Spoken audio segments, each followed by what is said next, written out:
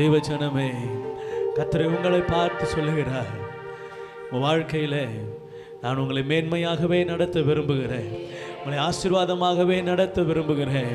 ஆனால் அதற்கு சில காரியங்களை கர்த்தர் நம்மிடத்தில் எதிர்பார்க்கிறார். பழைய மனிதனை கலந்து போடுங்க.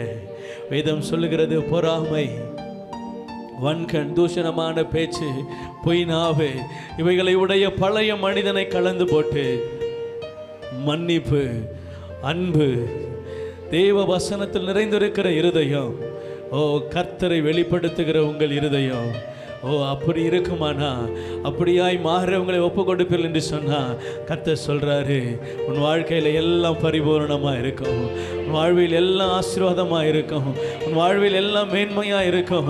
கர்த்தருடைய வார்த்தைக்கு செவி கொடுப்பீர்களானா, கர்த்தர் சொல்லுகிறார், நீங்கள் என் ஜனமாக இருப்பீர்கள், தேவனுடைய புத்திரராக இருப்பீர்கள், தேவனுடைய பிள்ளைகளாக இருப்பீர்கள். இந்த உலகத்திலே கர்த்தரை பறைசாற்றுகிற தேவ பிள்ளை, தேவனுக்கு மகிமையாய் ஓடுகிற தேவனுடைய பிள்ளை, அது எல்லாவற்றிலும் ஆசீர்வாதமாய் காணப்படும், எல்லா இடத்திலும் உயர்த்தப்படும்.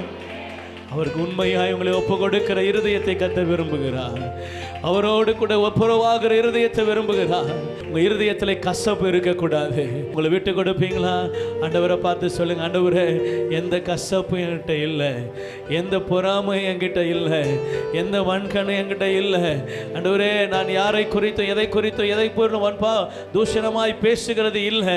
ஆண்டவரிடத்தில் ஒப்பு கொடுங்க. கர்த்தர் உங்களை புது சிருஷ்டியாய் மாற்ற விரும்புகிறார்.